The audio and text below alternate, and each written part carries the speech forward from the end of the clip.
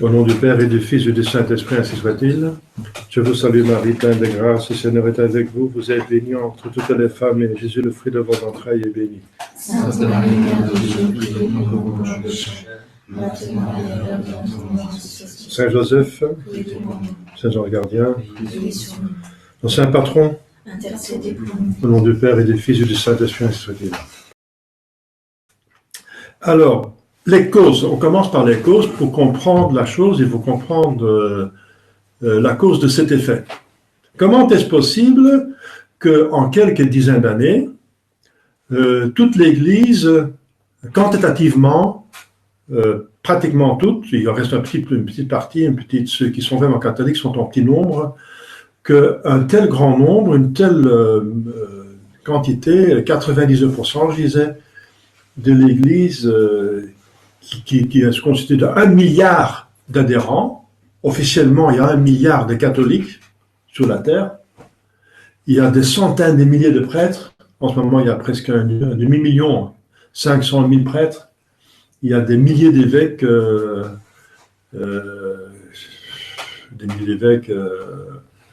dans le Concile Vatican II, en 62, il y avait 2500 évêques, maintenant il y en a plus. Des cardinaux, des dizaines de cardinaux, etc. Comment est-ce possible que tout d'un coup, après quelques dizaines d'années, ça se dégrade? Eh bien, il faut dire que l'Église est en guerre. Et dans une guerre, on peut gagner des batailles, on peut les perdre. On a dans cette bataille la promesse de la victoire, mais pas la promesse de gagner toutes les batailles. Ça veut dire qu'il faut encore distinguer. Si on perd une bataille, on la gagne quand même, mais d'une manière plus haute. Ça veut dire que le bon Dieu peut permettre un mal en vue d'un plus grand bien. Qu'est-ce que ça veut dire que le bon Dieu veut permettre un mal? Ça ne veut pas dire qu'il donne la permission, parce que s'il donne la permission, c'est qu'il le veut. Dieu ne peut pas vouloir le mal, impossible, puisqu'il a une bonté, il est parfait. Quelqu'un de parfait ne peut pas vouloir le mal. Donc il veut le mal, donc il permet le mal dans ce sens qu'il ne va pas intervenir, que le mal c'est la suite de la volonté libre créée, mais abusée. Et la volonté libre est nécessaire pour donner le ciel. Parce que le ciel c'est une situation d'amour, d'amitié, et qui demande la libre adhésion, une libre réponse. Si elle n'est pas libre, il n'y a pas d'amour sans liberté. Et puisqu'il y a Dieu vous donnez une participation à sa divinité, par amitié, il y a forcément une liberté. Et pour donner une intimité d'amitié, il faut quand même une correspondance, donc il faut des esprits. Donc il a créé des esprits, des hommes et des anges, qui ont une liberté, mais qui peuvent abuser de cette liberté. Ils doivent dire oui, mais peuvent dire non, façon de parler. Alors, ça pose la question du mal. J'en ai parlé en catéchisme. Le mal, c'est la suite de l'abus d'un don incroyable, la liberté que Dieu a donnée pour donner le ciel. C'est un abus. Alors que Dieu permet le mal, ça ne veut pas dire qu'il donne la permission, puisque le mal, par définition, c'est contre sa volonté, justement. Un péché, c'est aller contre sa volonté. Alors il donne la permission dans ce sens qu'il n'intervient pas. Pourquoi il n'intervient pas? Parce que s'il intervient à chaque fois, on est plus libre, pratiquement. Alors, la liberté est nécessaire pour justement gagner et mériter le ciel. Donc, il y a une liberté. Donc, le bon Dieu, quand il permet le mal, ça veut dire qu'il n'intervient pas à un mal, il organise un plus grand bien. Donc, on peut perdre des batailles, mais c'est en vue d'un plus grand bien. Par exemple, les 3 premiers siècles, l'Église était persécutée de manière sanglante. Donc, elle semblait perdre.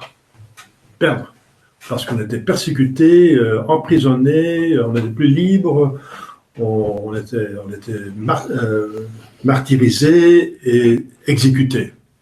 Tous les apôtres ont été martyrisés et exécutés. Jésus-Christ lui-même était martyrisé et exécuté. Tous les apôtres, enfin sauf un, Saint Jean et l'apostat, Judas bien sûr. Judas, ces derniers, il a trahi Jésus. Jésus lui-même, donc il a appelé un autre apôtre, alors c'est apôtre et Matthias, et voilà. Mais tous les apôtres sauf Saint Jean, il a eu le martyre parce qu'il était jeté dans l'huile bouillante, mais il est sorti vivant. Mais il a eu quand même le mérite du martyr sans mourir. Voilà. En tout cas, beaucoup de chrétiens ont été martyrisés et tués. C'était presque un abonnement de devenir chrétien les premiers siècles, de mourir pour la foi. C'est quand même curieux pour commencer. Parce que Dieu vient sur terre. Dieu, c'est quand même un puissant, il est tout puissant. Et ce qu'il fait, c'est parfait. Alors, c'était quand même très exigeant pour les premiers chrétiens de croire à Jésus-Christ, Dieu, qui installe son royaume sur terre et que ce royaume semble défaillir devant une institution humaine, c'est-à-dire l'Empire romain, qui ne veut pas qu'une seule religion s'impose aux autres. Parce que le problème, c'est que la religion catholique dit qu'il y a une seule religion et qu'elle défend toutes les autres religions qui sont des péchés mortels contre le premier commandement, une seule religion. Et l'Empire romain permettait toutes les religions. Pour avoir la paix entre les peuples, on respectait la culture de tout le monde et la religion de tout le monde. Ça appartient à la Pax Romana.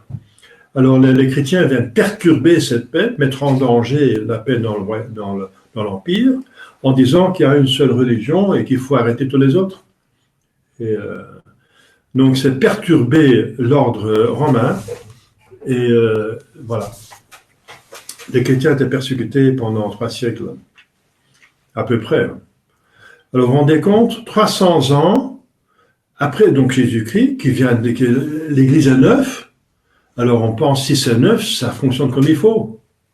Hein? Une voiture qui est neuve, ça fonctionne comme il faut.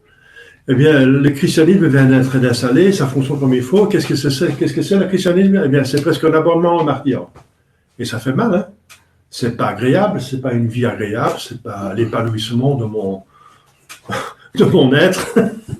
Je voudrais bien me marier, faire une petite maison, avoir par ça, mon petit train-train, ma vie, et ensuite on est chrétien, on va au ciel, c'est bien. Hein, voilà. C'est ce que les gens essaient d'avoir, un bonheur sur terre et puis le bonheur éternel. Hein. Mais ce n'était pas comme ça. Bien sûr, tout le monde n'était pas martyrisé, sinon il n'y avait plus d'église. Le bonheur ne permet pas que tout le monde est martyrisé. Mais vous voyez que la grâce est très forte. Donc on a perdu pas mal de batailles. 300 ans, on a perdu des batailles. Mais on a quand même gagné. Hein? On a gagné parce que le martyr, c'est celui qui gagne. Il ne se laisse pas prendre la foi, il est prêt à mourir.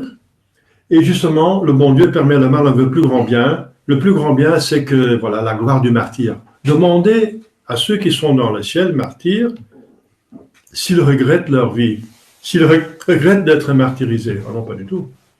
C'est la cause de leur grande jouissance. Vous voyez? Donc c'est le plus grand bien que Dieu a en vue pour permettre à un mal, de ne pas intervenir à un mal. C'est un premier principe.